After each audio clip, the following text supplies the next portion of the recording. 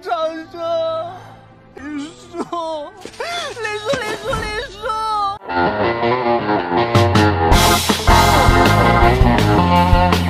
Halo para pecinta Donghua sekalian, berjumpa dengan saya Lemet di channel Lemet Film.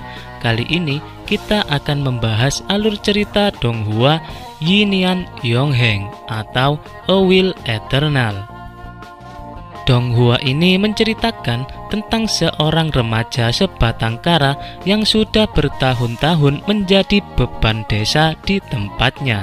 Namun dia memiliki tekad yang kuat untuk bisa hidup abadi. Lalu bagaimanakah kisah selanjutnya? Jangan lupa klik dulu tombol subscribe-nya, klik, dan kalau sudah langsung saja kita gaskan.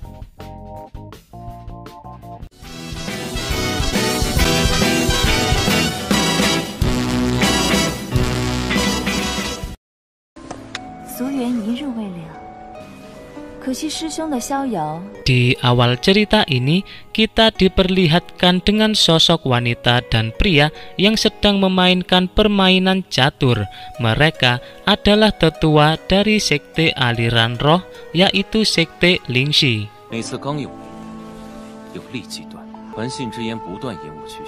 Si pria ini berkata kepada si wanita bahwa dia sangat terganggu dengan seseorang misterius yang selalu melakukan panggilan kepadanya lewat sebuah dupa. Panggilan itu sudah berlangsung selama 3 tahun, dan pada saat itu juga dia kembali mendapat panggilan itu lagi. Dia pun kemudian bergegas untuk menemukan seseorang itu.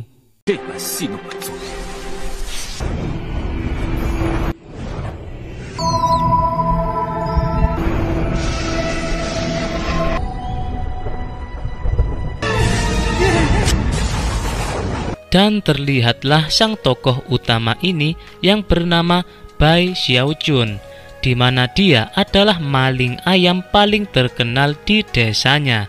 Dia bertahun-tahun melakukan ritual pemanggilan dupa agar bisa bertemu dengan peri yang akan membawanya untuk berkultivasi keabadian.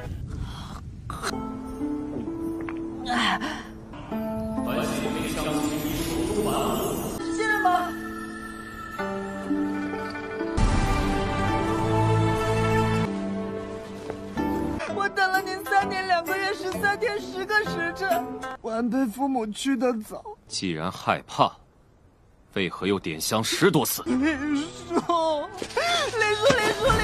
想不到小小年纪如此重情重义。 Pria yang mendatanginya itu bernama Li Qingho.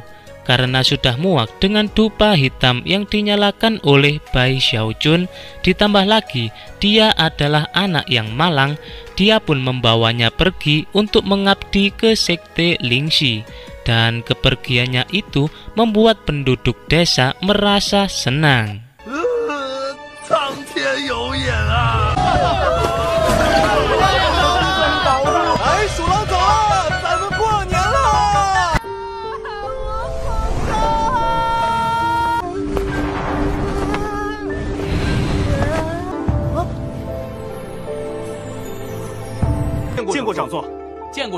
见过长座。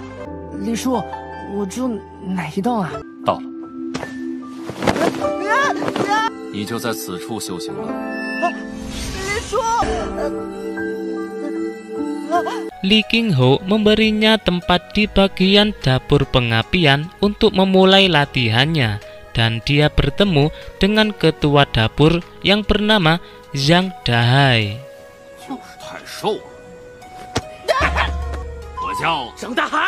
Tetapi tiba-tiba datang seorang pria yang bernama Su Baochai tengah marah dengan datangnya Bai Xiaojun itu, karena dia sudah bersusah payah membayar calo untuk bisa masuk ke dapur pengapian. Tetapi usahanya itu gagal dan malah menerima Bai Xiaojun. 击中了那些黄牛的套路，还敢跑到我火灶房来撒泼！拿命来！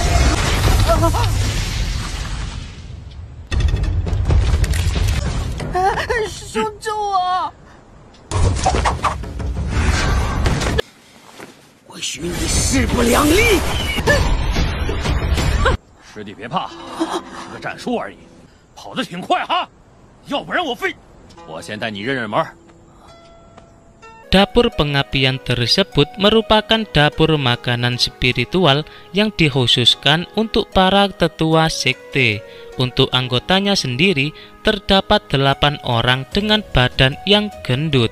Untuk itu, Bai Xiaojun mendapat julukan sebagai gendut yang ke-9. 挑选神器是我们火灶房最重要的。Untuk tahap awalnya, Bai Xiaojun diharuskan memilih wajan sebagai simbol identitasnya. Dari pagi hingga sore hari dia memilih-milih wajan itu. Dia mendapatkan pilihannya, yaitu wajan dengan bentuk kura-kura. Pada malam harinya, Bai Xiaojun memandangi simbol kutukan dari Su Baocai yang membuatnya merasa terancam, sehingga dia tidak ingin membuang waktu untuk mulai berlatih.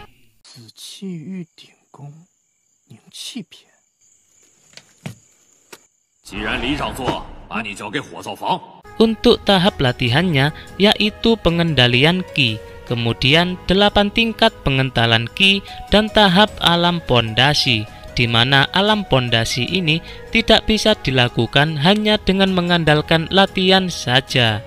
Sedangkan di dapur pengapian ini hanya dapat berlatih hingga pengentalan Qi tahap ketiga. Jika ingin melanjutkan ke tingkat selanjutnya, maka harus bergabung dengan sekte luar.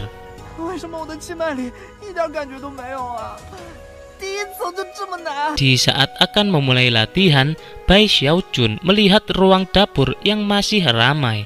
Dia pun penasaran dengan apa yang ada di sana.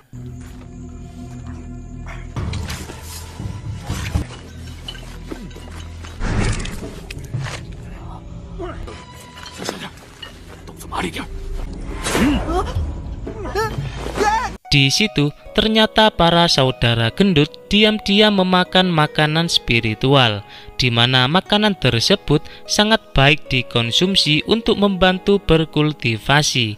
Dan karena Bai Xiaojun sudah mengetahuinya, dia pun dipaksa untuk ikut serta memakan makanan spiritual tersebut. 灵州多掺水，临江小半杯。以后就是自家人。没错。不信你能在这火灶房躲一辈子，要你死！白小纯。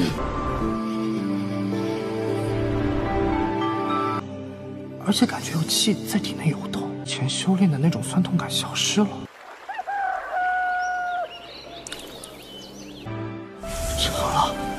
成了，小陈也要成为仙人了。 Berkat makanan tersebut, Bai Xiaojun berhasil membangkitkan Qi spiritualnya.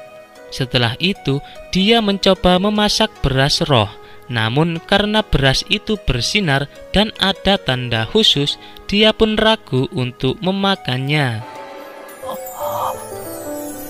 Ketika Bai Xiaojun makan setelah berkultivasi, dia mendapat pujian dari para saudara gendut karena dia telah berhasil mencapai tahap 1 pengentalan Qi dalam waktu beberapa hari saja.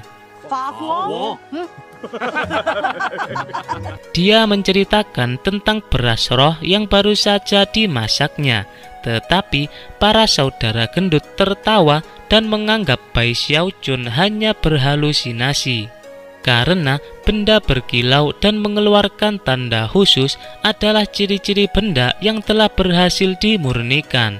Proses pemurnian itu sendiri memiliki beberapa metode yang pasti tidak mungkin bisa dilakukan oleh Bai Xiaojun. 每成功一次，就会留下一道独特的刻。他需要把天地生气强行灌入物品之中，炼造和强化兵器。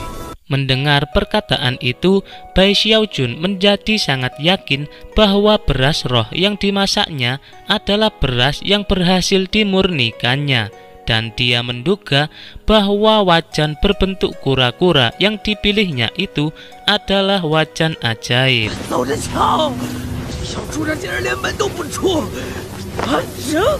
Tingkatan Su Baochai berada di tahap kedua pengentalan Qi. Untuk itu, Bai Xiaojun kemudian berlatih dengan keras dengan terus berlatih dan memurnikan pil serta senjata untuk bersiap melawan Su Baochai.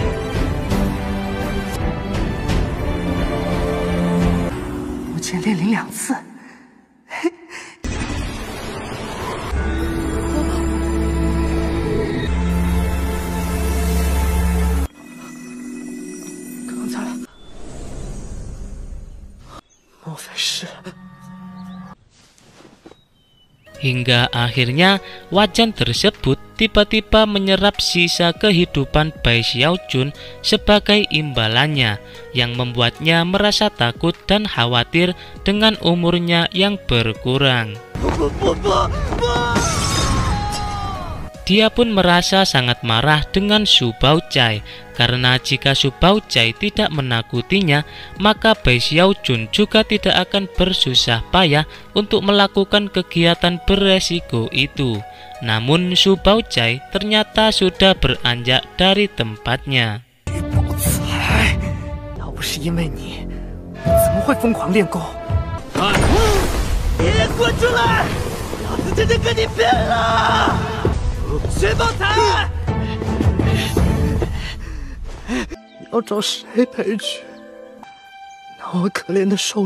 Keesokan harinya, Bai Xiaojun memberanikan diri untuk pergi keluar membeli bahan kultivasi.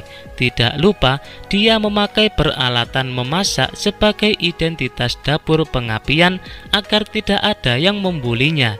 Tetapi karena uang yang dimilikinya sangat sedikit, dia pun kembali dengan tangan kosong. Tapi tak disangka, Su Baochai telah lama menunggunya.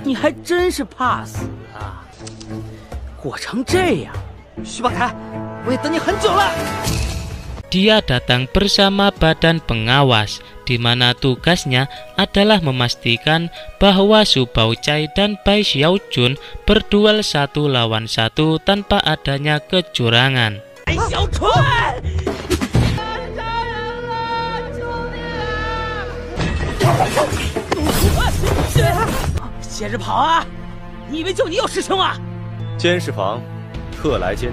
Zhang Dahai yang mengetahui bahwa Bai Xiaojun masih di tahap awal pengentalan Qi, dia pun berusaha menyelamatkannya walaupun harus berurusan dengan badan pengawas yang bernama Chen Fei.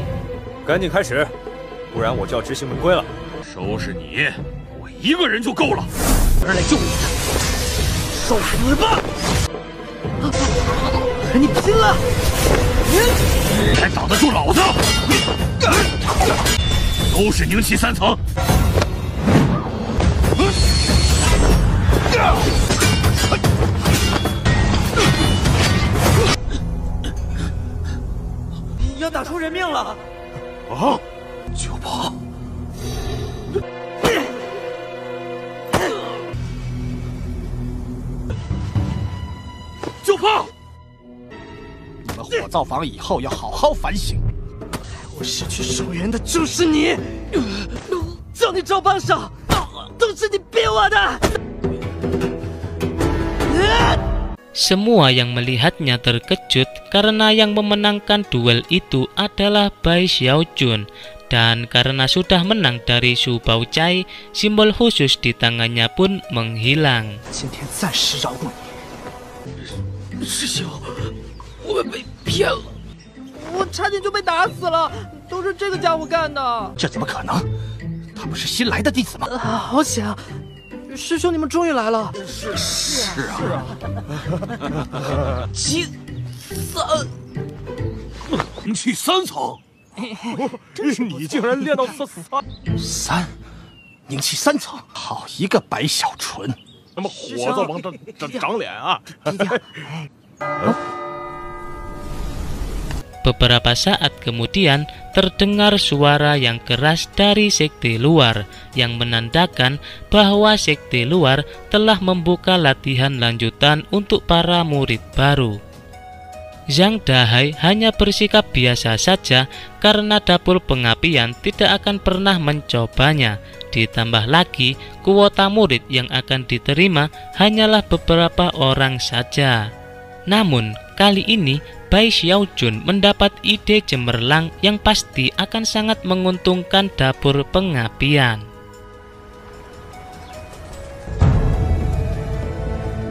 Keesokan harinya, para calon murid dari berbagai daerah telah bersiap untuk berlomba-lomba dalam memasuki sekte luar, dan terlihat seorang remaja wanita dari klan Hou, yaitu Hou Xiaomei, juga mengikutinya.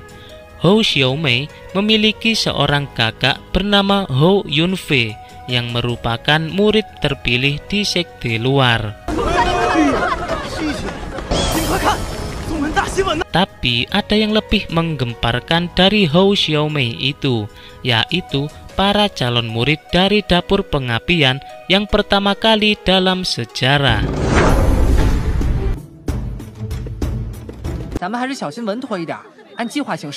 Salah satu murid dari sekte luar yang bernama Feng Yan kemudian memimpin perlombaan itu, dan perlombaan itu pun dimulai.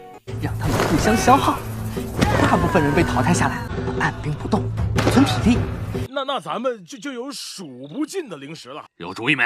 等，阿九，具体你想咋整？和我预想的有点不一样啊！不怕，我掩护你。打扰了，你们继续。帮忙的人太可怕了！让你抢了我的命啊！放手！小兔崽子，你给我放手！胜利就在眼前了。也不知道师兄他们到哪儿了。陈飞，那你就跟着来吧。此试炼的最后关卡是五行木桩阵。我外门舅舅家的儿子的姐姐，她婆婆的外甥。小刀小雪太不靠谱了，这掉下去恐怕小命就没了吧？妈呀，这也太高了！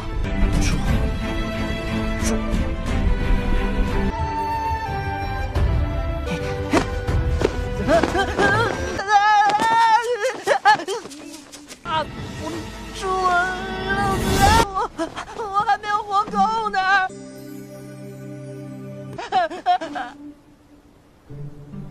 这，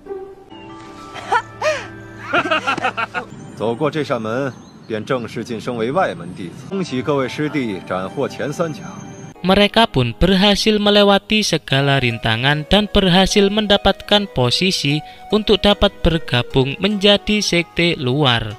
Tapi disinilah rencana awal mereka dimulai, karena sebenarnya mereka sama sekali tidak ingin memasuki sekte luar. Yang diinginkannya hanyalah untuk meraih keuntungan dengan cara menjual posisi mereka itu dengan batu roh para calon murid yang ingin masuk.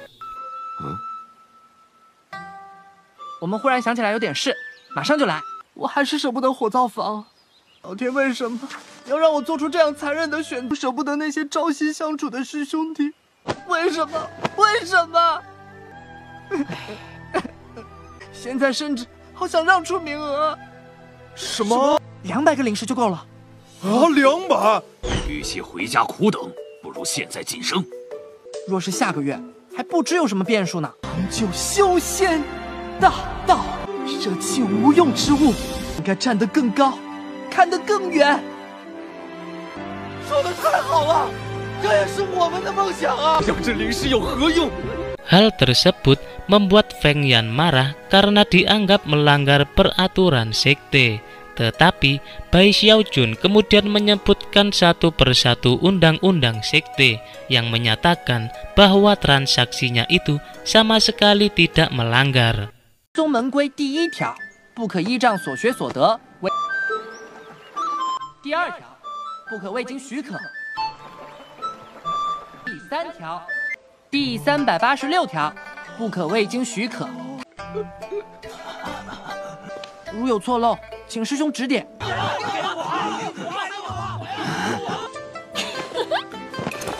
我10倍买下，我要了。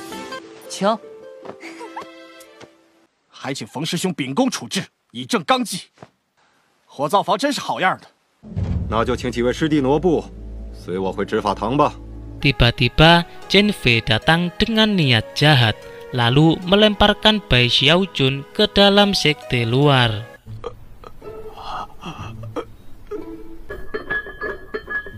刚才发生了什么？我什么都没做。当你的外门弟子吧。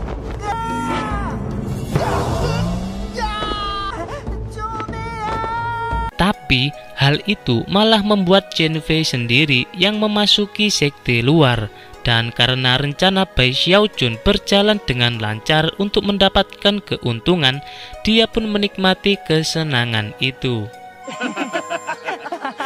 Namun kesenangan itu hanya berlangsung singkat karena aula penegakan memutuskan untuk menarik paksa mereka ke dalam sekte luar, Qinrou ke puncak Bukit Hijau, Yang Dahai ke puncak Pot Ungu, sedangkan Bai Xiaojun ke puncak Awan Bunga.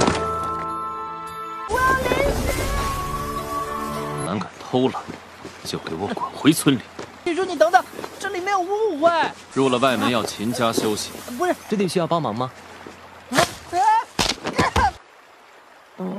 白师弟没事吧？ Tidak ada pilihan lain selain menjadi murid sekte luar. Pada kedatangannya di puncak Awan Bunga itu, Bai Xiaojun disambut hangat oleh murid pilihan di sana, yaitu Hou Yunfei, yang tidak lain adalah kakak dari Hou Xiaomei. 需要帮忙吗？白师弟没事吧？ Bai Xiaojun menjadi murid sekte luar di daerah puncak Awan Bunga, di mana di puncak itu lebih diutamakan dalam bidang pengobatan. Dan karena Bai Xiaojun adalah murid baru, dia pun dijadikan sebagai apoteker magang. 是以修行药道为主，善于炼制各类灵丹妙药，却皆比不得李长做的地位超然。清风山修剑法，紫顶山修术法。炼药，这么厉害？ 等等，是不是延年益寿丹那种？就是此地了。 Hou Yunfei membawa Bai Xiaojun ke pavilion kitab suci yang berisi ribuan jilid tentang ilmu dasar tumbuhan dan binatang. Dan dengan semangat, Bai Xiaojun melihat-lihat seisi pavilion itu. 能通过10座巨大石碑的考试，才可学习下一阶段。药头首先要学完10篇草木灵兽知识。哎。 那最顶上放着的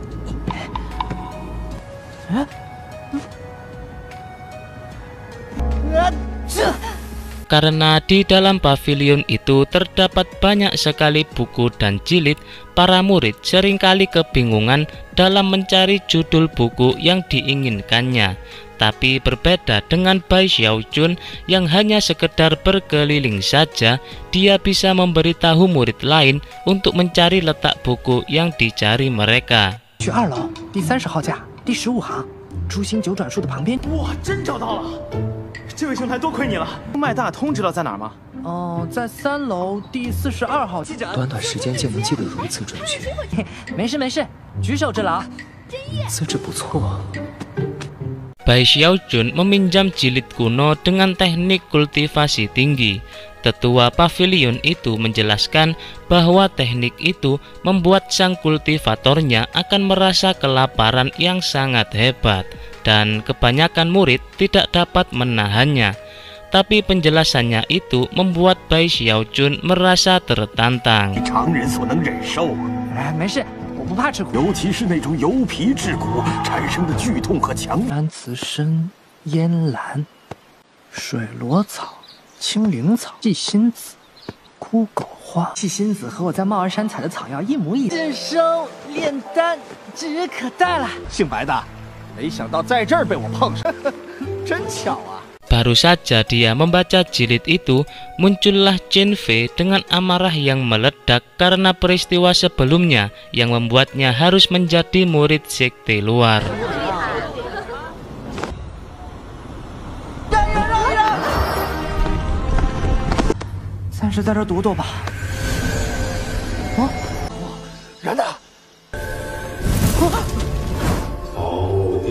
Tidak sengaja Bai Xiaojun memasuki salah satu tugu dari 10 tugu, yang dimana tugu tersebut merupakan ruang ujian untuk para murid sekte.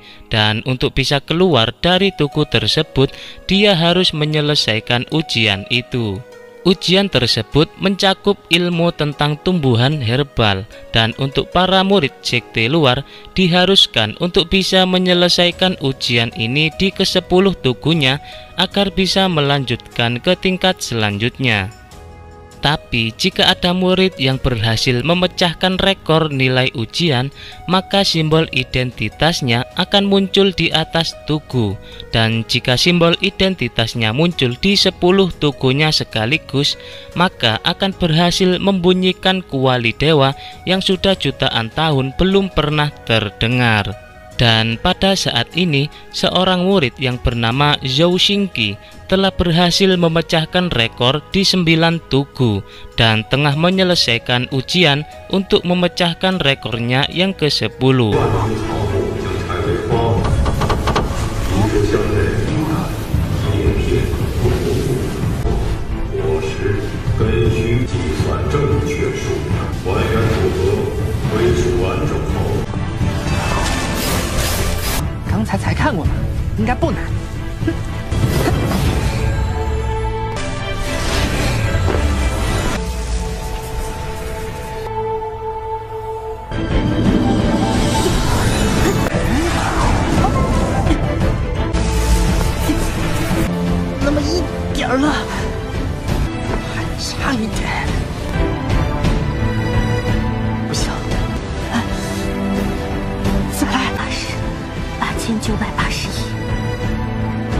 Sekeluarnya dari ruang ujian, para penggemar Zhou Xingqi dan Zhou Xingqi itu sendiri terlihat menantikan detik-detik bunyinya kuali dewa itu dengan antusias karena rekor yang akan diraih oleh Zhou Xingqi. 他就成10倍第一了。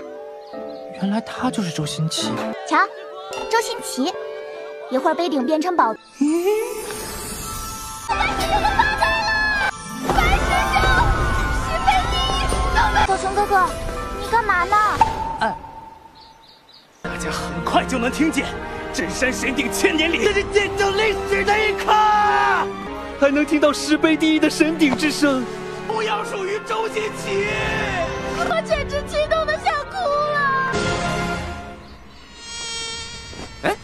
Setelah lama menantikan momen keajaiban itu, yang muncul di atas tugu yang ke-10 ternyata bukan simbol identitas milik Zhou Xingqi, melainkan simbol identitas Bai Xiaojun yang menyerupai kura-kura. 这是乌龟。门千年未有10倍第一之事了。 李长做这盏茶，周新奇颇具天资，岂止是荣耀啊！能有这样一个徒儿，我都有点妒忌。谁的表弟啊？哇，这只小乌龟画的真是简约大方端庄。第一杯榜首怎么不是周师姐的宝瓶啦？周师姐的宝瓶竟然被这么个丑东西压住了。 Karena tidak terima dan merasa ada yang aneh, Zhou Xingqi kemudian memasuki tugu ujian lagi untuk memecahkan rekor kura-kura itu. 2101、2102、2100。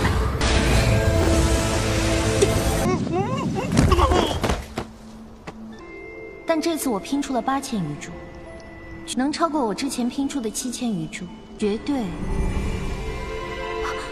Setelah berusaha untuk menaikkan nilainya, dia masih belum berhasil untuk melampaui nilai si kura-kura misterius dan membuat para penggemarnya sangat gemas dengan pemilik simbol identitas itu.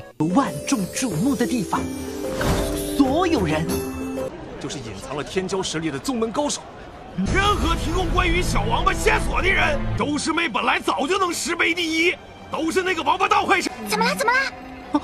Berbeda dengan Hou Xiaomei yang terlihat malah kagum dengan perjuangan si kura-kura.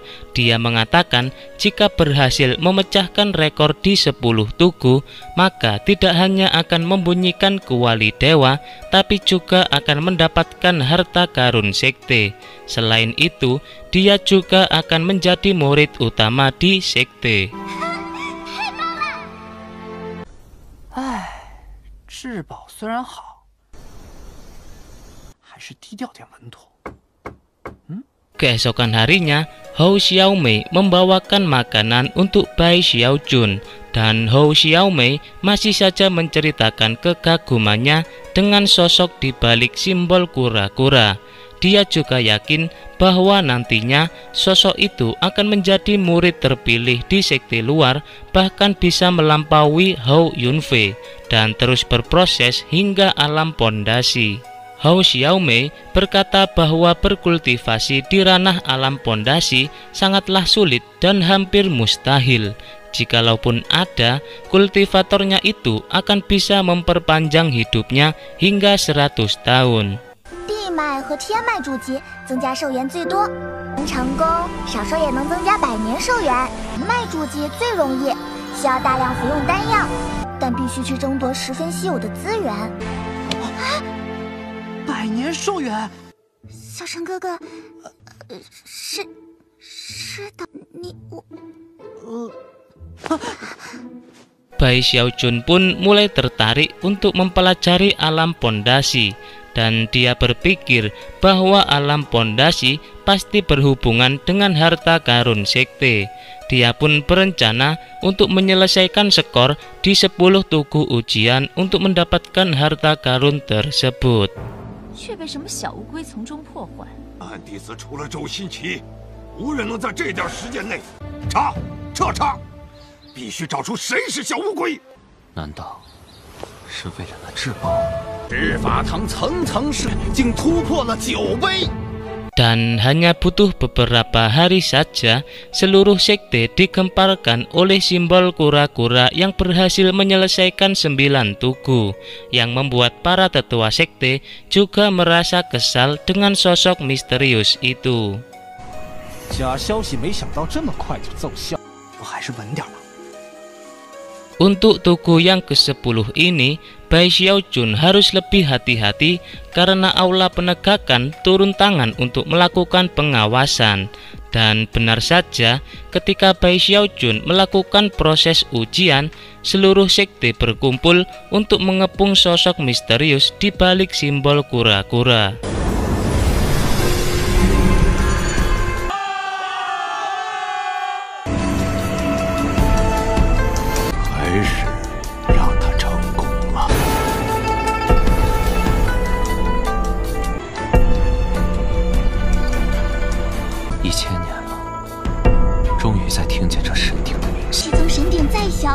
小乌龟真的做到了，十杯第一。不过10杯考核，恭喜你，年轻人，杯第一。 Kuali dewa pun berbunyi sebagai bukti keajaiban sekte, dan seperti yang ditunggu-tunggu, Bai Xiaojun mendapatkan harta karun itu. Dengan wajan kura-kura ajaibnya itu, Bai Xiaojun berhasil mengalihkan perhatian para murid yang mengepungnya dan mencoba untuk kabur. 糟了，你来，国孝，这次多亏你了，我又不是你们的杀父仇人。那崽子哪里是乌龟啊，跑得比兔子还快，就是十分第一。哼，休想！真是无耻！哎呀，周师姐自己都没说话，你们还想抓小乌龟泄愤？是你执法堂与我们香云山药师为敌。小妹，她是吾辈的骄傲，绝不！ 大家居然为了我同门相残！放肆！你等在此地聚众喧哗，弟子知错，弟子遵命。Dan seperti yang diharapkan, Bai Xiaojun mendapatkan pil kehidupan dari harta karun itu.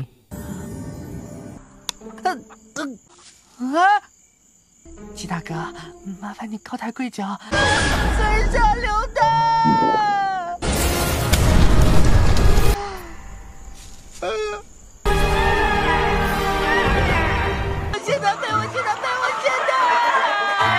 Tapi karena pilnya itu ditelan oleh ayam ekor roh, perjuangan Bai Xiaojun menjadi pupus dan sia-sia. Beberapa bulan berlalu, Bai Xiaojun menjalani kehidupannya dengan terus berlatih hingga mencapai tahap keempat di ranah kondensasi. Walaupun belum ada jalan untuk menuju keabadian, dia mencoba menjadi murid sekte yang baik. Dia juga mendapat tugas dari sekte untuk menanam bambu di tempatnya. Pada suatu hari, Bai Xiaojun mencoba melakukan pembentukan alam pondasi tahap awal, yaitu penguatan dan pengerasan fisik yang meliputi otot dan tulang. Tapi kultivasi itu membuat Bai Xiaojun merasa sangat lapar.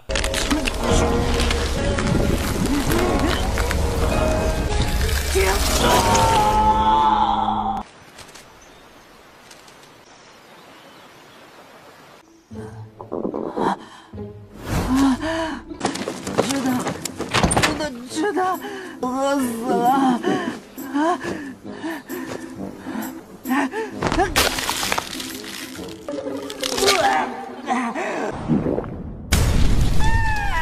要不是那只该死的灵尾鸡，我早就可以。 Seketika dia teringat wajah ayam menjengkelkan yang tidak lain adalah ayam ekor roh yang menelan pilnya.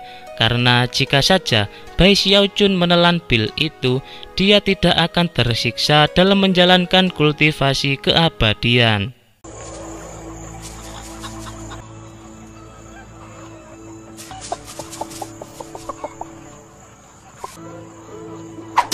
Untuk melampiaskan balas dendamnya itu, Bai Xiaojun menerapkan keahliannya sewaktu di desanya dulu, yaitu menjadi maling ayam paling profesional. Hingga beberapa hari kemudian, perbuatannya itu meresahkan murid yang bertugas menjaga peternakan, karena sang maling itu menangkap belasan ayam ekor roh dalam waktu semalam saja. 太凶残了，这简直就正好属狼啊！ 竟能在一夜之间偷走数十只。 Zhou Xingqi kemudian mengumumkan kepada siapa saja untuk menangkap maling itu sebelum para tetua mengetahui bahwa ayam ekor rohnya telah dicuri. 人能抓住此贼，我便赠予他。多谢诸位。情况要失控了，定要他无处藏身。我等一定将他擒住，教你治罪。不妥，不妥！大家想想，那岂不是就要被冤枉成偷鸡贼？令人痛心疾首。香云山也会从此人人自危，真正的元凶却逍遥法外。唉，成立周师姐抓贼小队。 Bai Xiaojun mendukung sepenuhnya perkataan Zhou Xingqi itu, dan karena melihat Bai Xiaojun yang semangat itu, dia pun diberi wewenang untuk menjadi kapten pencarian maling ayam. 本小队只收宁气4层以下的弟子。天骄弟子对宗门而言是信任。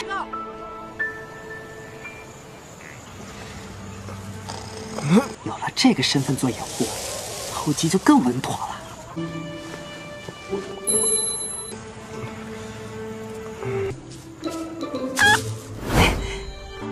没想到竟看到如此一幕，真是令人失望。周师姐， Tujuannya itu sebenarnya agar dia bisa lebih leluasa untuk mencuri ayam-ayam ekor roh. Tapi tiba-tiba dia mendengar suara Zhou Xingqi yang telah memergokinya. 就要被这鸡断送了，难道我白小纯的长生之路，事到如今，令您失望了。你们实在太过懒散懈怠。 Tapi dia salah mengira karena Zhou Xingqi sebenarnya tengah memarahi petugas peternakan yang malah tidur di waktu menjaga. 白某为抓偷鸡贼，我还是来晚了一步。还是不敌那歹人，不行前来守护。白师弟，你快起来！不，歹人趁虚而入，将我偷袭，使我白某疏忽了围栏的破损。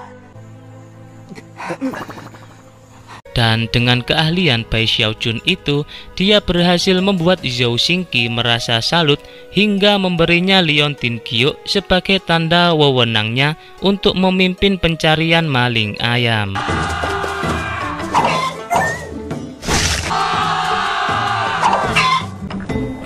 Bai Xiaojun mendapat keuntungan besar selama menjadi maling ayam ekor roh, karena dia mampu terus meningkatkan kekuatan fisiknya hari demi hari dengan memakan binatang itu, dan mampu membuat pupuk dari tulang ayam ekor roh untuk kesuburan bambu yang ditanamnya.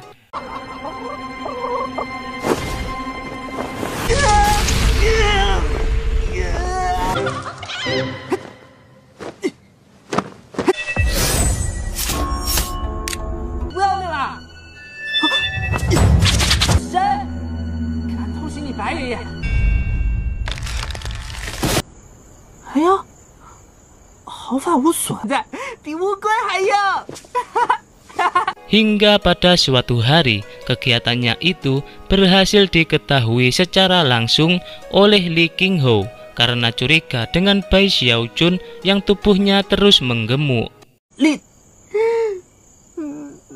我很好奇， 李叔，还是你最懂我。饿了就啃啃竹子。胖成这个样子，你是如何做的？李叔，我没有，我不是，我冤枉啊！用灵尾鸡种出来的竹子吧？鸡还在狡辩。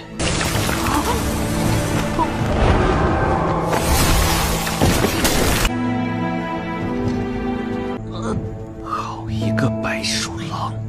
好，很好。 Walaupun Li Qinghou sebenarnya sangat kagum dengan peningkatan pesat yang dilakukan oleh Bai Xiaojun, dia tetap harus menghukumnya karena perbuatannya yang salah.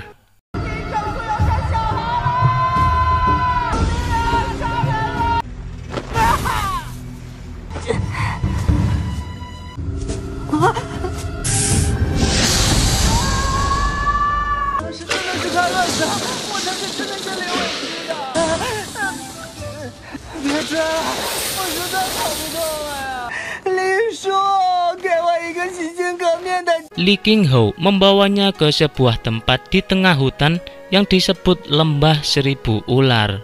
Li Qinghou memberinya sebuah pilihan bahwa 2 bulan ke depan akan diadakan kompetisi murid. Li Qinghou mewajibkan Bai Xiaojun untuk mengikuti kompetisi itu dan harus mendapatkan peringkat minimal di peringkat yang kelima. Dan jika tidak bisa mendapatkan peringkat itu, maka dia harus kembali ke Lembah Seribu Ular. Untuk menyiapkan diri di kompetisi itu, Bai Xiaojun mencoba mempelajari teknik-teknik supranatural untuk menambah kekuatannya.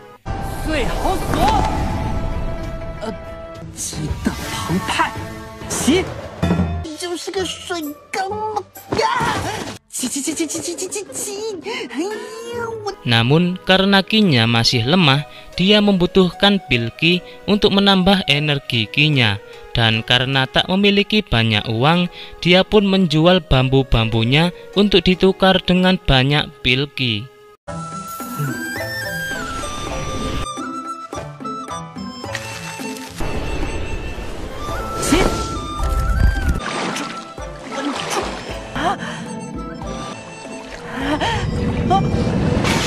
Hari demi hari berlalu, Bai Xiaojun bertekad untuk terus meningkatkan kekuatannya walaupun harus kehabisan bambu untuk dijual. Dia selalu terbayang betapa kuat lawannya, karena hanya murid terpandanglah yang berani mengikuti kompetisi itu. Di awal cerita ini, Bai Xiaojun merasa sangat resah karena membayangkan lawannya sewaktu di kompetisi murid.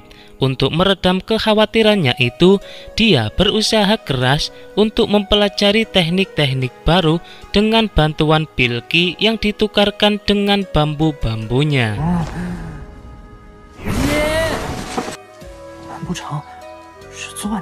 Hingga 2 bulan berlalu, di mana kompetisi murid sekte akan dimulai.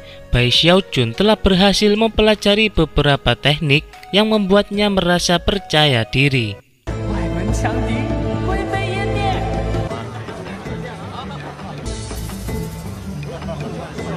Di arena kompetisi itu, terlihat para tetua dan murid-murid sekte sedang menunggu kompetisi itu dibuka.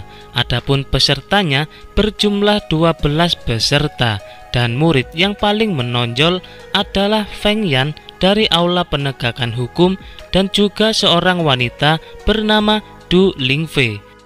Kultivasi mereka berdua sama-sama berada di alam kondensasi tingkat ke-5. 护身符咒也买足了。我还没准备好，寿元还没补上来。你还想往何处去？你等我！不公平啊！李叔，小师弟，我叫白小纯。那快静下心来。 Sebelum pertandingan dimulai, Tetua Zhou Lao mengadakan pengundian untuk menentukan lawan tanding, dan di situ terlihat Feng Yan yang masih tidak percaya bahwa Bai Xiaojun mengikuti pertandingan. 他的修为也够参加小比了，短短半年却总不按常理行事。这小子看着纯良无悔，实在可恶。12。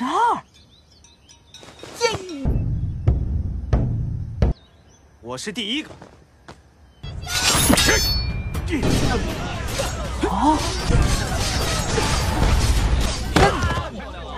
Karena pertandingan itu terlihat menakutkan bagi Bai Xiaojun, dia pun memasang jimat untuk melindungi tubuhnya dari serangan.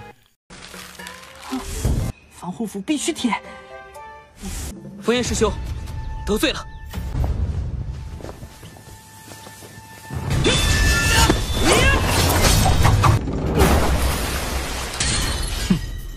太厉害了，一招解决！我的小命就交给你们了。杜师妹，得罪了！哇，连这种速度都能躲过！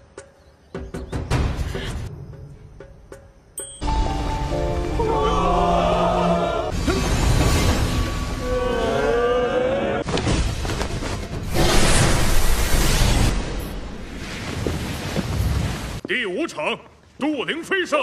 杜灵飞已然脱颖而出了。白小纯，准备去哪儿啊？好像现在也不是那么急了。人呢？不敢上台了吗？ Dia nampak sedikit gugup ketika memulai pertandingan, sehingga membuat musuh bisa menyerang Bai Xiaojun dengan leluasa. 是，先接我一剑。哎，没打着。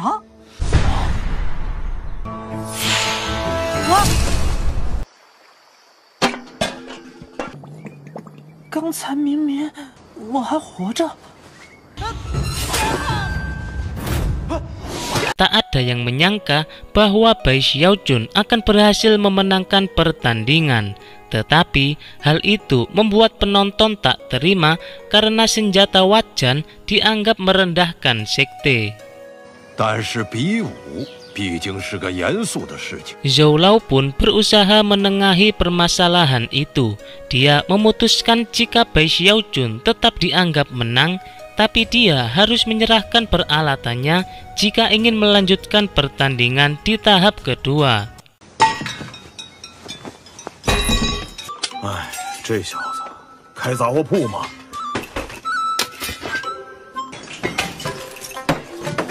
到底带了多少东西啊？这家伙到底有多怕死？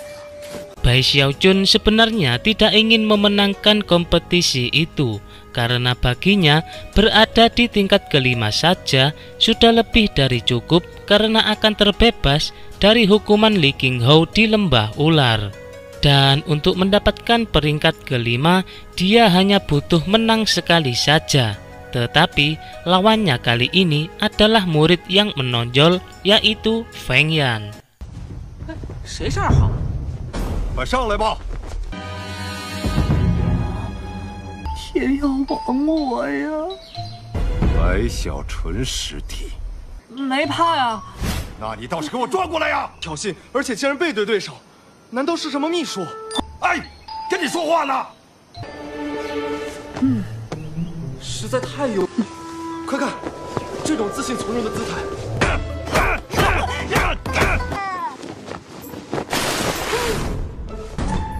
不行不行啊！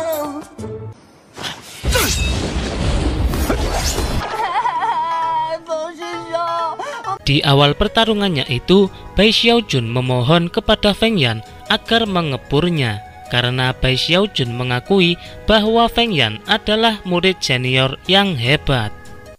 你给我松开！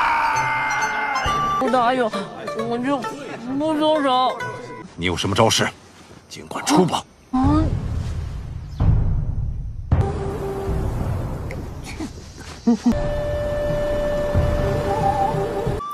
都快2个时辰了，滚！走！介意出手，就算出招了。白小纯到底带了多少护身符咒啊？第5竟然比成这样，除了你小子还有多少宝贝防身？月灵2次的剑，血灵术，到此为止了。 不想死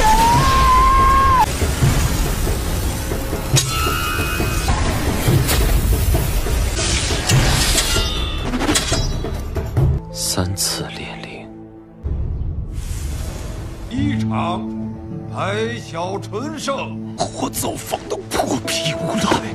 Bai Xiaojun baru menyadari bahwa pedang kayu yang telah dimurnikannya sendiri ternyata lebih kuat dari pedang milik Feng Yan, sehingga dia pun dapat melaju ke babak final. 白师弟运气虽好，他走的什么狗屎运？哼！2人实力不相上下呀。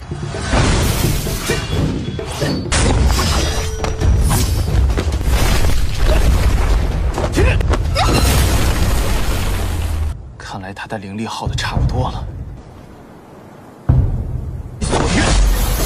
小心了！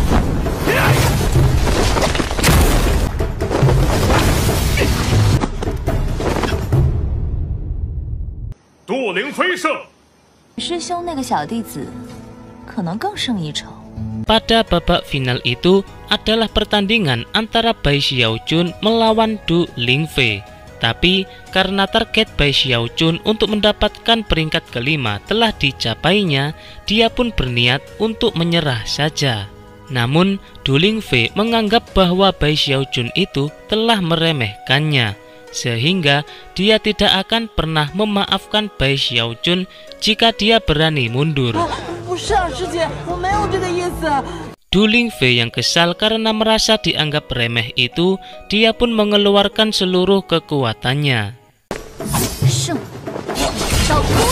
挺大的，就要让我认输。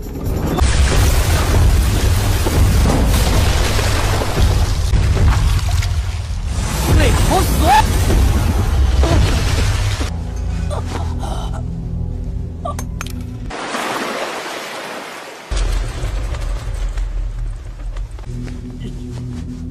师姐，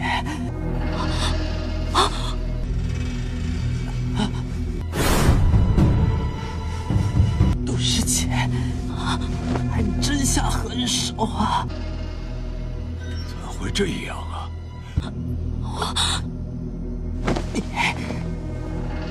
他出招没起作用，难道是有意打偏？对头锁！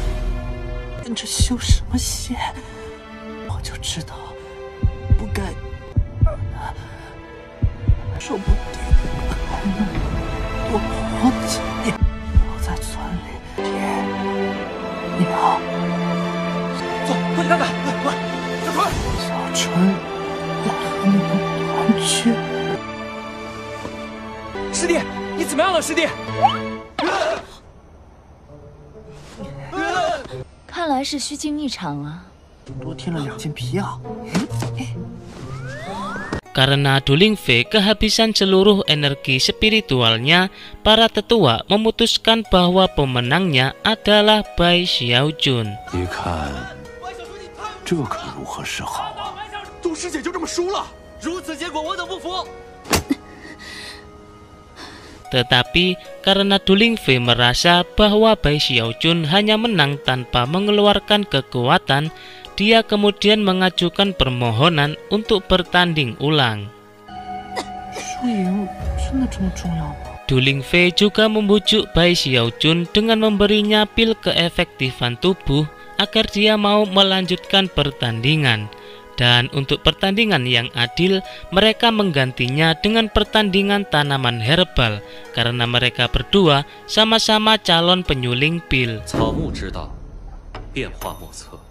门内小比，加试一场。 Li Qinghu mengeluarkan sebuah tanaman roh, di mana tanaman itu merupakan hasil cangkok dari berbagai jenis tanaman roh yang lainnya. Dan mereka berdua harus mengidentifikasinya, kemudian menjelaskan jenis tanaman apa saja pada tanaman roh tersebut.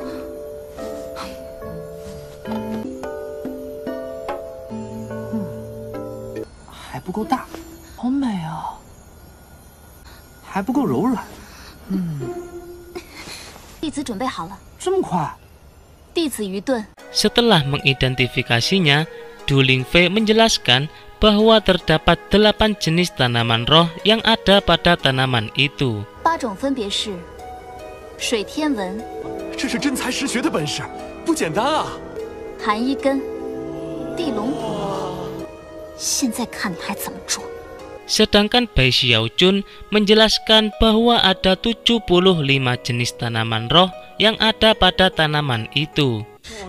那，你详细一说吧。 百溪嫁接白灼花，百草须天荒叶，九炎天火半夏，地龙果水墨根，萤火温烤四叶参，寒虫，云母烧贝白露冠味黑头花。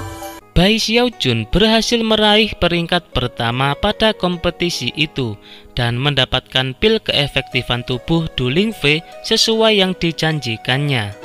我宣布，苍云山外门小比第1名白小纯。白师兄在家吗？白师兄，好久不见啊！ Keesokan harinya, Xu Baochai yang baru saja bergabung dengan sekte luar tiba-tiba datang dan membawa makanan untuk Bai Xiaojun sebagai tanda permintaan maaf atas perlakuannya dulu. Kedatangan Xu Baochai itu sebenarnya untuk memperingatkan Bai Xiaojun bahwa saat ini Aula Penegakan Hukum sedang berusaha menghancurkan Bai Xiaojun. Dan orang di balik Aula Penegakan Hukum itu adalah Chen Fei dan dibantu oleh sepupunya yang tidak lain adalah Feng Yan. 做您的左右手，修仙界竞争残酷，唉，师兄莫慌。 Pada malam harinya, Xu Baochai mulai menyinggung masalah kultivasi di ranah pondasi yang dapat memperpanjang umur. Xu Baochai memberitahu Bai Xiaojun bahwa pondasi nadi sebenarnya dapat dibentuk dengan mengkonsumsi pil. 就有机会增加100年，只要吃下足够的。但贩卖诸姬不一样。 Bai Xiaojun pun dengan penuh ambisi ingin menjadi alkemis atau penyuling pil. Dan dalam waktu yang singkat, dia berhasil memenangkan kompetisi alkemis magang dan menciptakan pil kelas menengah hasil buatannya sendiri. 直鲁炼丹10炉成功，可谓是前所未有啊！白师兄，我们要炼制的灵药，您能不能帮我瞧瞧这丹方？师兄能不能帮帮人家？我的也是。Bai Xiaojun juga rendah hati dalam membagikan ilmunya kepada sesama murid, termasuk Hou Xiaomei. 比长老教的还要好，不像我哥，下山这么久。Hou Xiaomei memuji kebaikan Bai Xiaojun itu, tidak seperti kakaknya yang tiba-tiba pergi dan tidak segera kembali. 这个王八蛋，是阴的害苦了。不急，他得意不了几时。 Di sisi lain, terlihat Chen Fei dan sepupunya yakni Feng Yan tengah merencanakan sesuatu untuk menghancurkan Bai Xiaojun. Dan beberapa saat kemudian, Su Baochai datang untuk memperingatkan Bai Xiaojun bahwa dia dalam bahaya. 再不跑，你就有大难临头了！奉灵七宗执法堂之命，速召外门弟子白小纯。 Aula penegakan hukum menunjuk Bai Xiaojun untuk melakukan misi terhadap seorang murid yang hilang, yang ternyata dia adalah kakak Hou Xiaomei, yaitu Hou Yunfei. 杜师姐，杜师姐，还有冯师兄。 Misi pencarian tersebut dijalankan oleh 3 orang, yakni Bai Xiaojun, Du Lingfei, dan Feng Yan yang akan memimpin kelompok itu. Dan sebelum keberangkatannya, dia diingatkan oleh saudara gendut agar menjaga keselamatannya.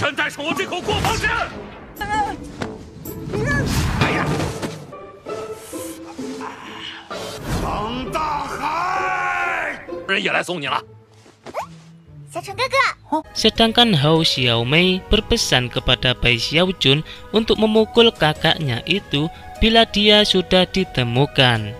可把爹爹阿娘急坏了。一定把你哥平安带回来。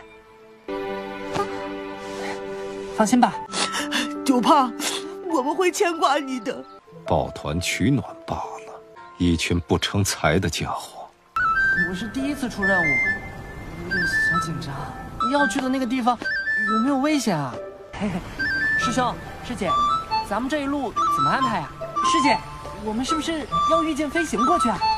Mereka memulai perjalanannya menggunakan perahu terbang, dan Bai Xiaojun selalu mengingat perkataan Su Baochai, yaitu agar selalu berhati-hati dengan Feng Yan karena memiliki niat jahat kepadanya.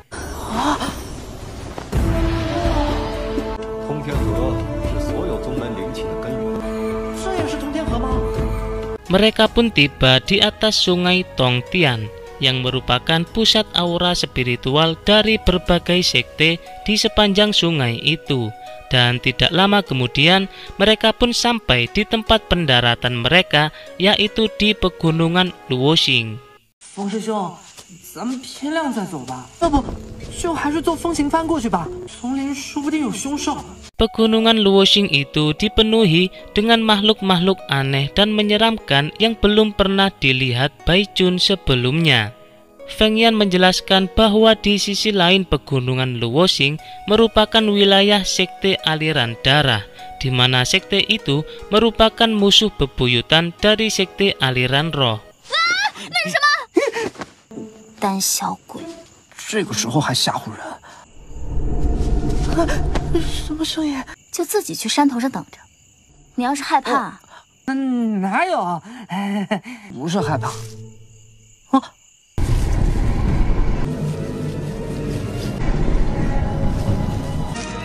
小心！ Dan baru saja mereka sampai di pegunungan Luoxing, berbagai macam ancaman dari para makhluk aneh mulai bermunculan. 正是双手符特有的毒死。 有东西过来了！快闪开！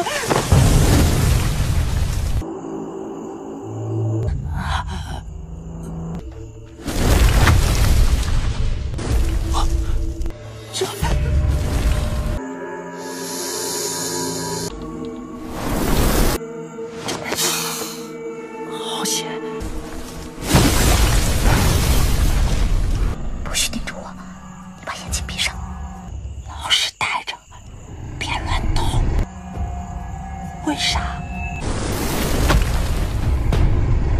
那是个什么东西啊？庞然巨物。 Feng Yan berkata kepada Bai Xiaojun bahwa dalam perjalanannya nanti akan ada lebih banyak makhluk yang menakutkan. Dia memastikan bahwa Bai Xiaojun masih bersedia untuk melanjutkan misi. 快赶路吧！有什么可怕的？ Tapi tak disangka, Feng Yan mencoba membangunkan kelelawar berkepala dua untuk menyerang rekannya sendiri. "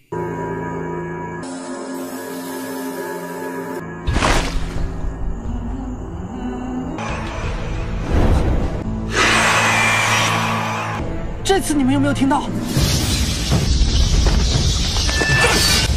是双手符！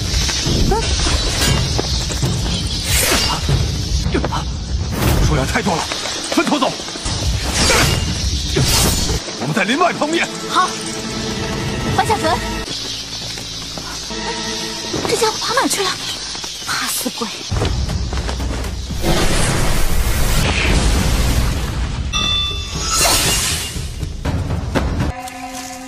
谁？原来是杜师妹啊！ Feng Yan yang berhasil keluar dari hutan kemudian disusul oleh kehadiran Du Lingfei. Dia terlihat khawatir karena Bai Xiaojun tak kunjung keluar dari hutan.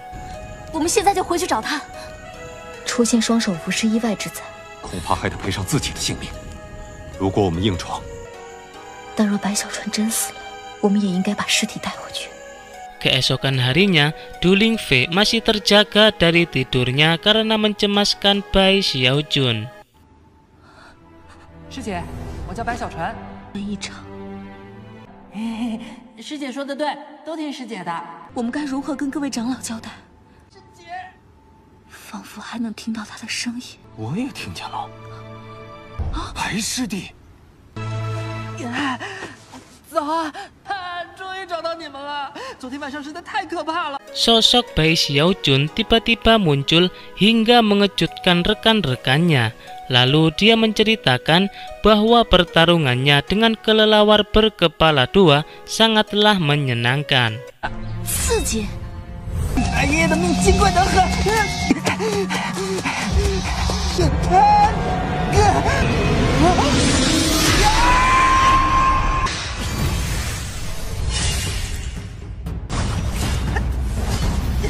原来我的小木剑这么厉害！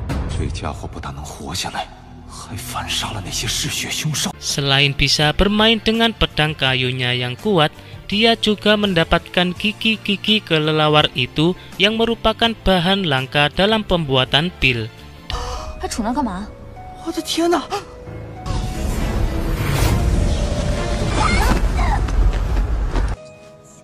压着我了！多谢师姐救我小命。我的好师兄啊！ Ketika mereka melanjutkan penelusuran untuk menemukan keberadaan Hou Yunfei, Feng Yan menemukan sinyal giok komunikasi yang diduga berasal dari giok Hou Yunfei. 是不是灵犀盘出错了？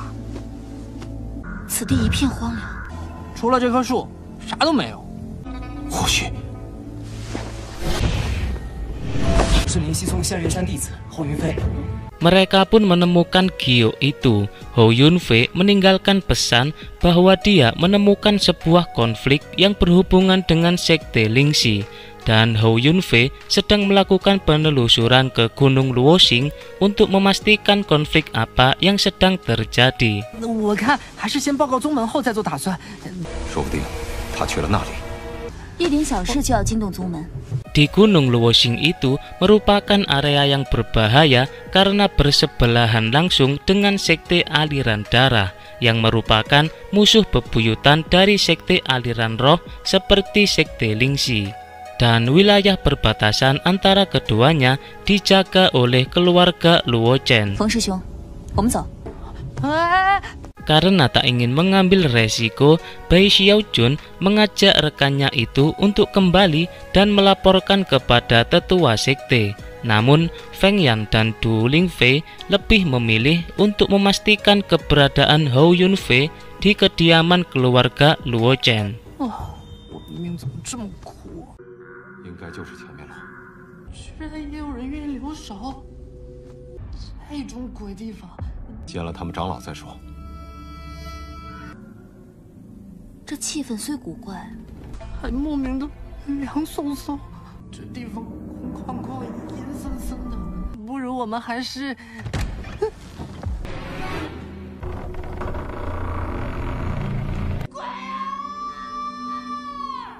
这位道友，我等3人是灵犀宗外门弟子，不知有何事，请进吧。千万别进去啊！既来之则安之。安静了吗？连虫儿都不叫的。 Sesampainya di kediaman keluarga Luo Chen, mereka dipersilahkan masuk oleh penjaga keluarga Luo Chen yang bernama Chen Yue. Dan pada halaman bagian dalam terdapat sebuah pohon besar dengan banyak buah yang bersinar. Tetapi Bai Xiaojun mencium aroma yang sangat aneh dari dalam pohon itu. 有问题啊！小心驶得万年船。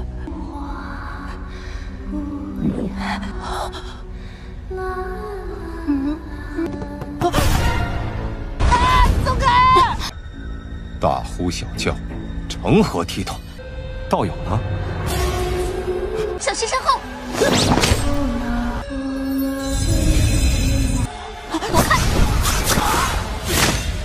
你敢背叛灵犀宗？等你们死后，总能相见。 一个都活不了！杀出去！ Tiba-tiba, Chen Yue berusaha menyerang mereka yang mengharuskan Bai Xiaojun dan yang lainnya harus segera pergi meninggalkan tempat itu. Tapi di saat mereka akan kabur, kediaman keluarga Chen itu mengaktifkan formasi array untuk mencegah mereka keluar dari tempat itu. 这下完蛋了！一旦阵着，再无生路，我们只能任由生机库。等我把小纯进来，就要死在这儿！小心！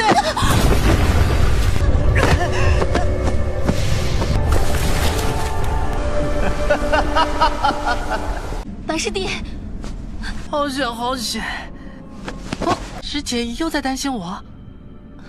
哎，不跑，难道等着做肥料吗？又想一个人先跑，脱身！此人已经醒。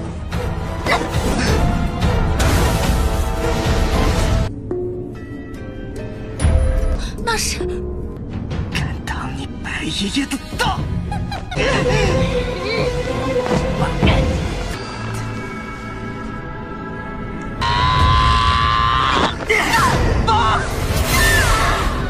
Bai Xiaojun menemukan secercah harapan ketika dia tak sengaja melubangi titik lemah pada dinding array itu. Tapi mereka harus keluar secepat mungkin karena lubang itu akan terus mengecil sedikit demi sedikit. Secara bersamaan, Hou Yunfei juga telah berhasil ditemukan dalam keadaan lemah. Dia berkata bahwa keluarga Chen sekarang telah berpihak kepada sekte aliran darah. Dan tanpa pikir panjang, mereka pun berusaha keluar melalui lubang yang dibuat oleh Bai Xiaojun. 怎么可能？家伙！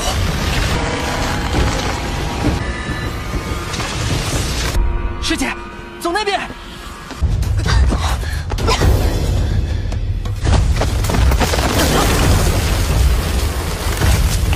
白师弟，帮个忙吧！老星树林也要侥幸活着，我终于等到了这个机会。王爷，这个阴险老贼！区区破枝烂藤，也想阻我风言？绝不会！你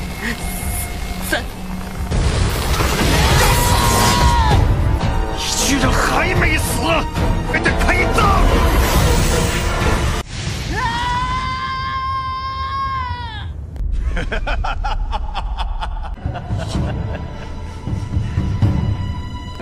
西宗，你怕是回不去你的。 Feng Yan yang terus berusaha membunuh Bai Xiaojun itu malah membuat dirinya sendiri terjebak di dalam kediaman keluarga Luo Chen. Karena Bai Xiaojun sudah mendapatkan kulit abadi sejak menjadi maling ayam ekor roh. Tetapi dengan kejahatan yang dilakukan oleh Feng Yan itu, Bai Xiaojun berusaha untuk menutupinya dan berbohong kepada Du Linfei bahwa Feng Yan telah meninggal karena telah menyelamatkan Bai Xiaojun. Sementara di rumah bawah tanah keluarga Luo Chen terlihat sang patriark atau kepala keluarga dari keluarga Luo Chen yang sangat marah kepada Chen Yue.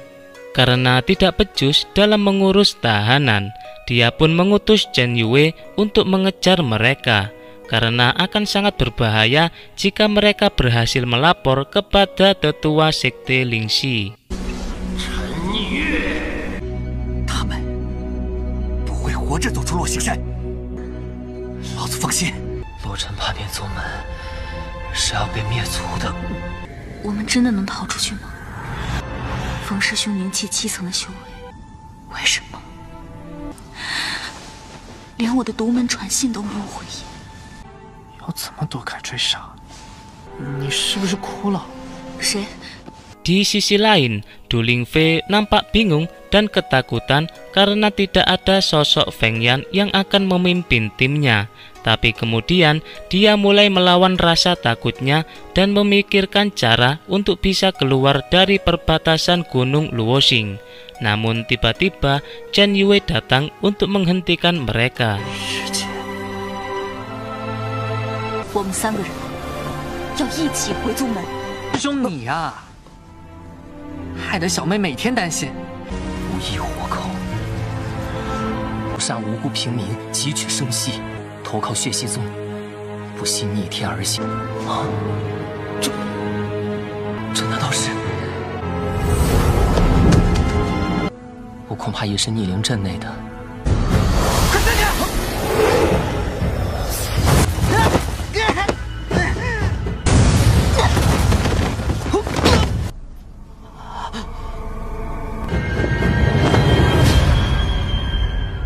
在下还未尽地主之谊呢。玉璇，拜托你了，快走！无论如何，你都要把消息传回去，给我活下去。跑得倒快。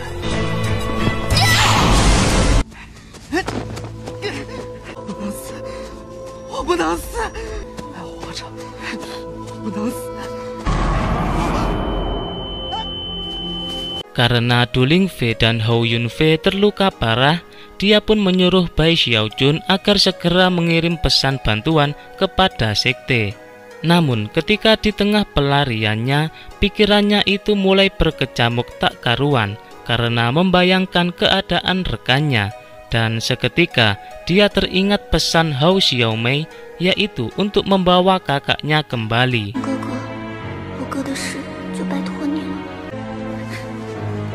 消息传回去，无论如何，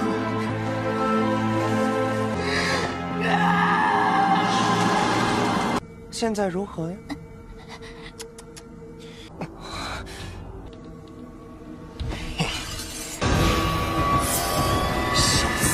也要你全族尽灭！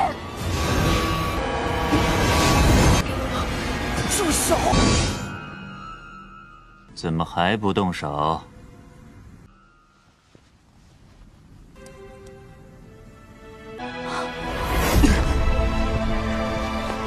还不快走！我问他，你这家伙，还来手！为什么？为什么？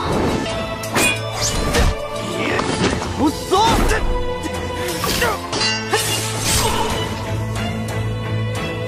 难道这才是是真正的白小纯。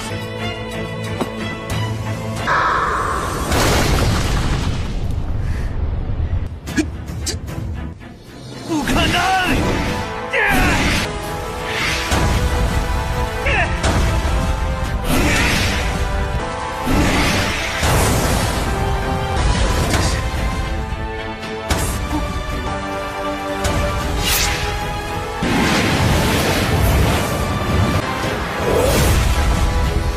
怎么可能？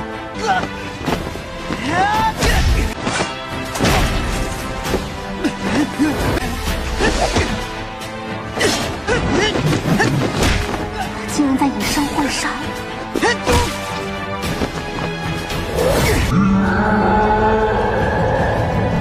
必须死！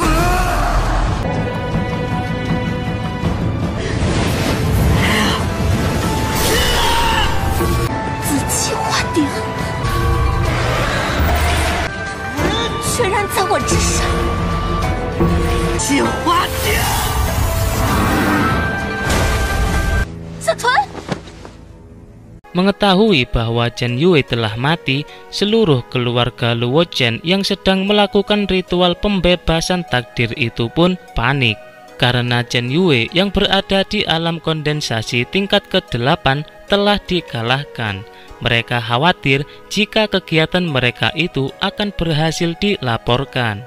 Kemudian Tuan Muda yang bernama Chen Feng akhirnya pun muncul untuk turun tangan. 此事交给我处理。还活着，小纯，师姐，你中箭了。你要先说啊！你别急，我太紧张了嘛。血了，和你说话呢。好累。伤口。 Du Lingfei pun mulai penasaran dengan sosok asli Bai Xiaojun ini. Dia tak bisa membayangkan betapa beratnya penderitaan Bai Xiaojun selama ini ketika melakukan kultivasi tubuh abadi, karena jarang sekali orang dapat menahan penderitaannya.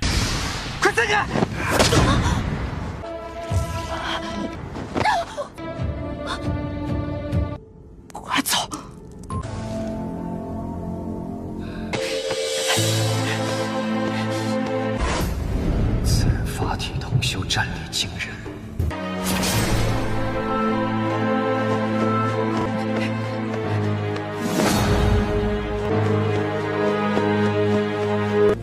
恐怕到山谷里的杀气越来越浓，来者不善啊！窖藏。 Ketika mereka baru saja beristirahat di sebuah gua, aroma keberadaan mereka telah tercium oleh Tuan Muda Chen Feng, sehingga Du Lingfei dan Hou Yunfei memaksa Bai Xiaojun agar segera pergi ke perbatasan dan mengirim pesan bantuan kepada sekte, karena akan lebih cepat jika Bai Xiaojun berlari sendiri. 我们或许还有一线生机，但你速度快。 我不会撇下你们自己跑的，你们别骗人了！我又不是3岁小孩。杜师姐，你疯了吗？走！要拼尽全力，你忘了自己说过的话吗？与其被旁人杀死，你若真想救大家，就赶紧走，必须撑下去。走啊！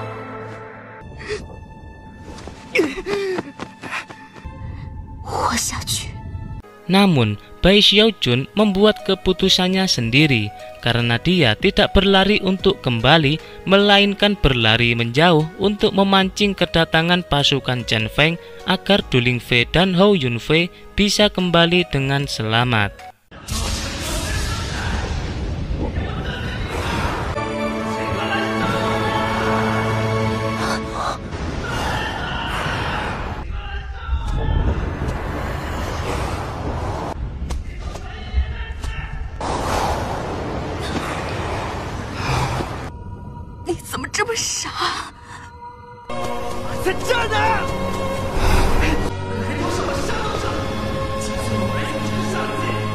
所有在外弟子。是，教主。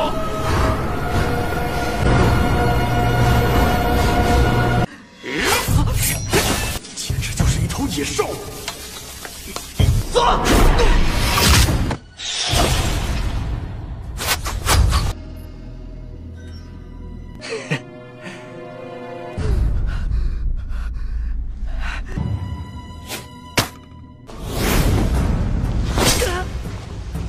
逮着你了！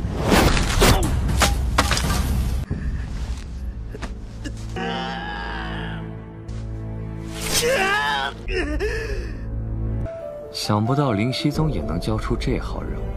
Pasukan Chen Feng itu tidak ada yang dapat menangkap Bai Xiaojun dan malah mereka yang mendatangi Bai Xiaojun telah berhasil dikalahkannya. Chen Feng pun penasaran dengan sosok yang kuat itu. 走，躲哪儿去了？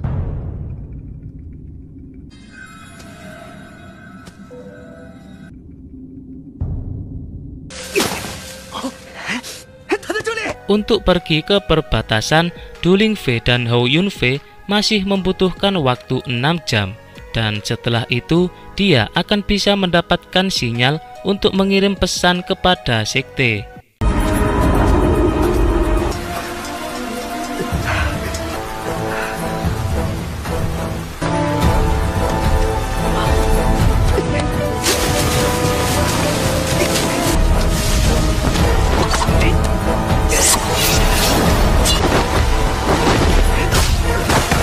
Walaupun pelarian Du Lingfei dan Hou Yunfei tetap saja rawan diketahui oleh pasukan Chen Feng, Bai Xiaojun selalu berhasil menghadangnya dan melawan para pasukan itu. Hingga akhirnya dia pun dipertemukan dengan Chen Feng.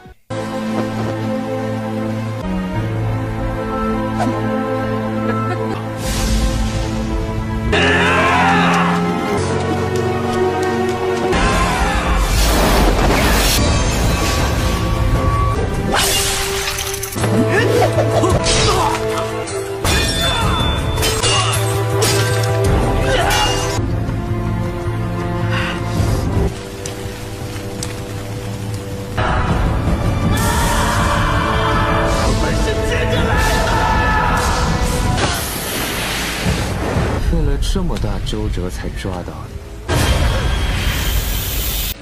你，甚至是陈玉，只有宁庆武藏，却杀了我10数。我是你白爷爷！有你刀无更。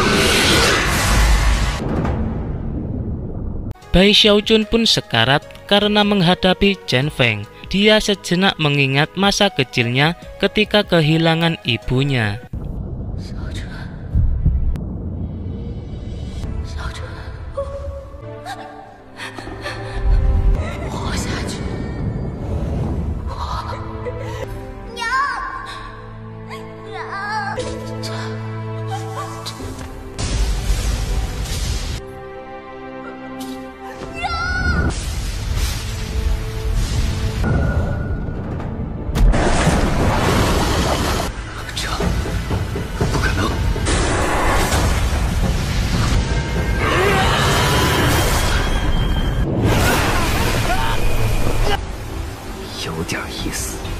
不过只是蝼蚁而已。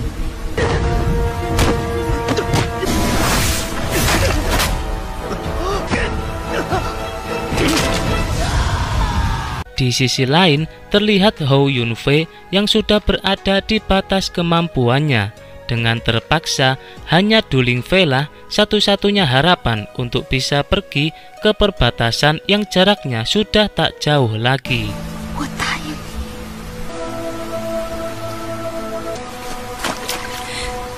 Sementara Bai Xiaojun yang sedang menghadapi Chen Feng masih terus berjuang walau basis kultivasinya masih jauh di bawah Chen Feng yang berada di alam kondensasi tingkat ke-9.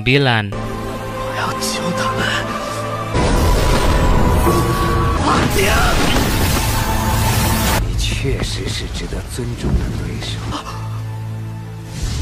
能让我使用这招？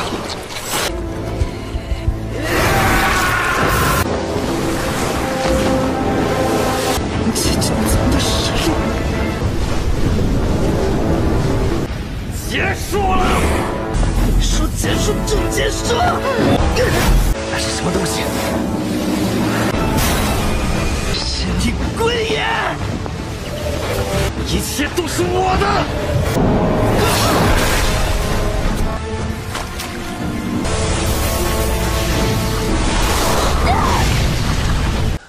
轮到你那两个同伴了，小香。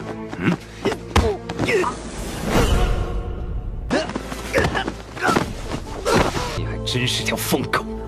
Bai Xiaojun nampak sudah tak berdaya lagi. Begitu juga dengan Hou Yunfei. Dan saat ini Du Lingfei telah berada tepat di depan tugu perbatasan sekte.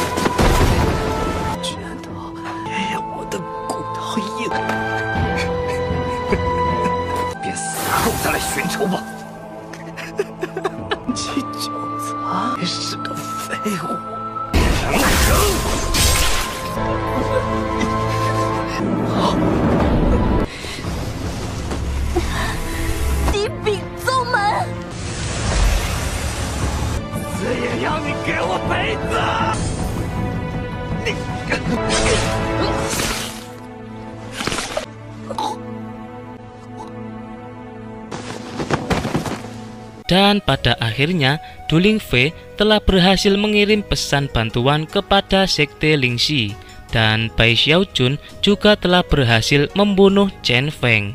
Namun dengan kondisi Bai Xiaojun yang sekarang, kemungkinannya untuk bisa hidup sangatlah kecil.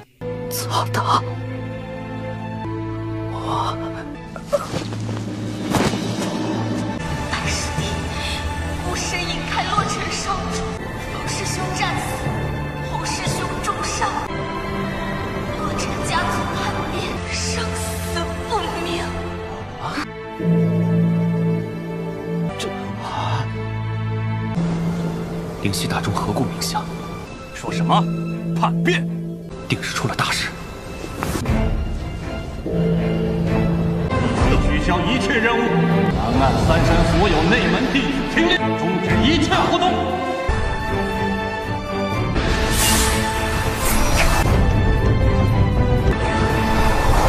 为达目的，屠戮无辜凡俗，恶臣家族。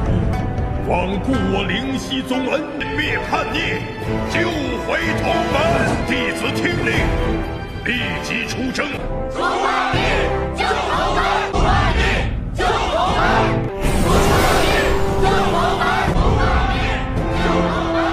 出叛逆，救同门！ Pesan tersebut kemudian telah sampai di sekte Lingxi, dan para tetua kemudian melakukan gerak cepat untuk menyatukan seluruh para tetua beserta para murid dan berangkat ke Gunung Luoxing untuk menghancurkan keluarga Luo Chen karena telah berkhianat untuk berpihak kepada sekte aliran darah.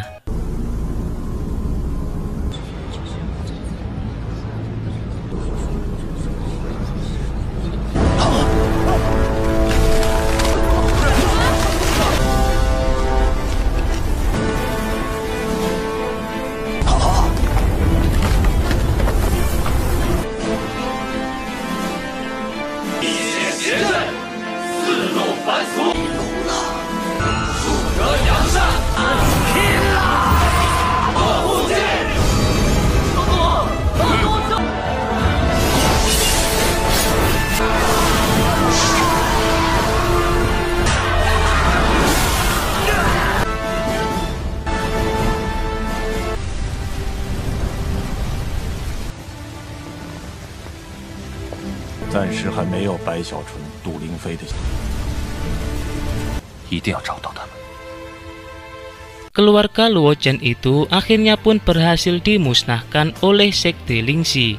Namun di sini keberadaan Bai Xiaojun masih menjadi misteri karena sama sekali tidak ada tanda-tanda keberadaannya.